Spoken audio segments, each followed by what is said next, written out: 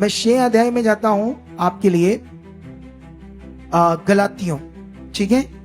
इसका 6 का 14 और 15 वचन क्या कहता है? पर ऐसा ना हो कि मैं अन्य किसी बात का घमंड करूं, केवल हमारे प्रभु यीशु मसीह के क्रूस का, जिसके द्वारा संसार मेरी दृष्टि में और मैं संसार की दृष्टि में क्रूस पर चढ़ाया गया हूं। क्योंकि ना खतना और ना खतना रहित कुछ है, परंतु नई सृष्टि। हालेलुया। जितने इस नियम पर चलेंगे उन पर और परमेश्वर के इज़राइल पर शांति और दया होती रहेगी। इस शिक्षा में प्रेरित पौल एक बड़ी पावरफुल बात करता है जो हमारे सीखने और करने वाली है। वो कहता है कि मैं किसी और अन्य बात पर घमंड नहीं करूंगा, केवल अपने प्रभु यीशु मसीह के क्रूस का, जिसके द्वारा संसार मेरी दृष्टि में और संसार की दृष्टि में मैं क्रूस पर चढ़ाया गया। सुनो, इधर देखो मेरी तरफ।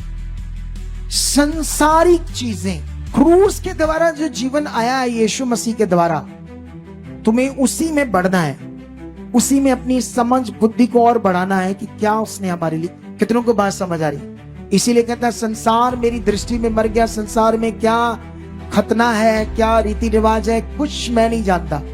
मैं तो मर गया उन रीति रिवाजों के लिए, अब मैं यीशु मसीह में जिंदा हूं। कितनों को बात समझ आ रही?